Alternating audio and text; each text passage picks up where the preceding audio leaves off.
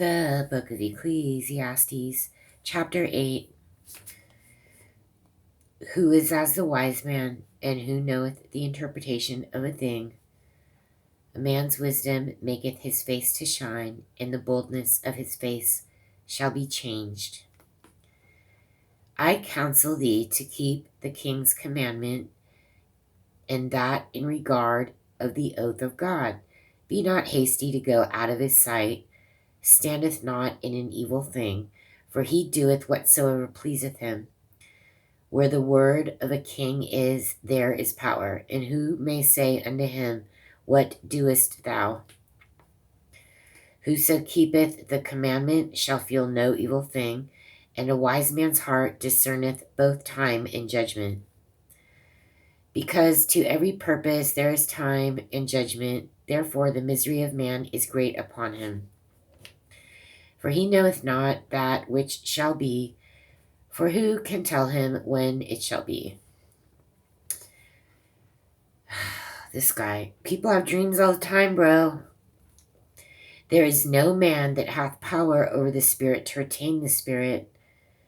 Neither hath he power in the day of death, and there is no discharge in that war. Neither shall wickedness deliver those that are given to it.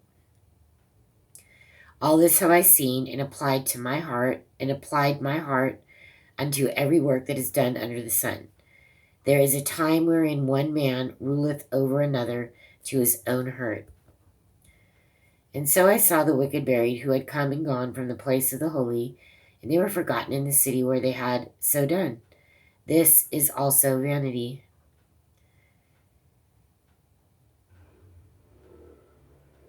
How's that vanity? What do you want to do, dude? Do you want to write another book of what was that so bad? What was it? Chronicles? What was it? The first Chronicles, or 50 billion names? Oh, this guy here now, it sounds like he wants to write down the name of every person that lived and died, and we have to read through those names.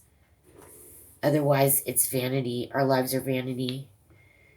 Look what he says. And so I saw the wicked buried, who had come and gone from the place of the holy, and they were forgotten in the city where they had so done.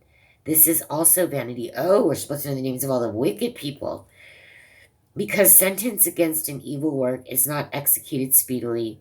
Therefore the heart of the sons of men is fully set in them to do evil. Though a sinner do evil 100 times, and his days be prolonged, yet surely I know that it shall be well with them that fear God, which fear before him. But it shall not be well with the wicked, neither shall he prolong his days, which are as a shadow, because he feareth not before God. There is a vanity which is done upon the earth, that there be just men, unto whom it happeneth according to the work of the wicked. Again, there be wicked men, to whom it happeneth according to the work of the righteous. I say that this also is vanity. This is just too much.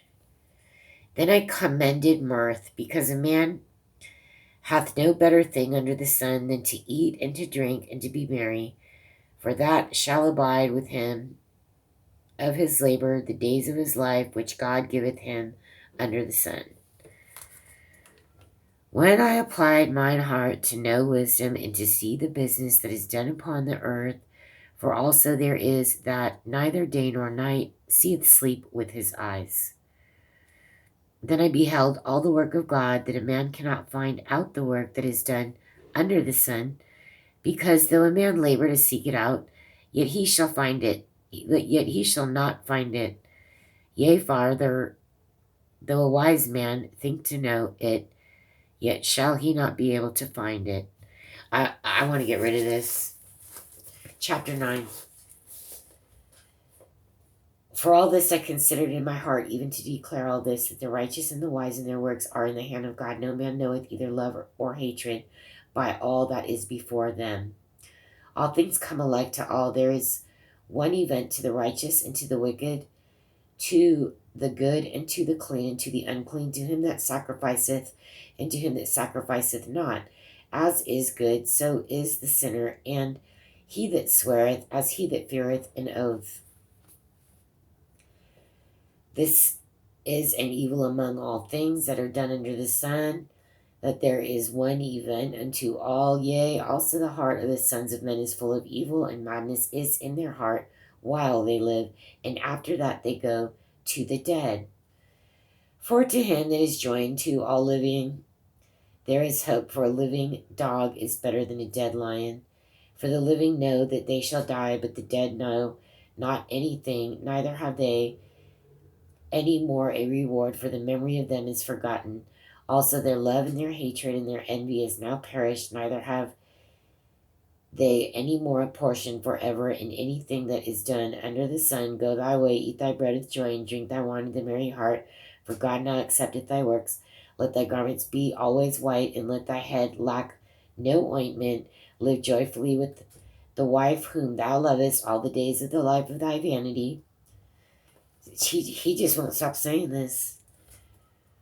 Which he hath given unto thee under the sun all the days of thy vanity, for that is thy portion in this life, and in thy labor which thou takest under the sun. So, okay, whatsoever thy hand findeth to do, do it with thy might, for there is no work, nor device, nor knowledge, nor wisdom in the grave whither thou goest.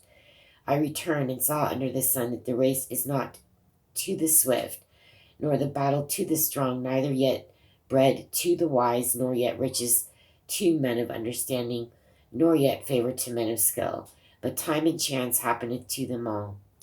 For man also knoweth not his time, as the fishes that are taken in an evil net, and as the birds that are caught in the snare, so are the sons of men snared in an evil time, when it falleth suddenly upon them.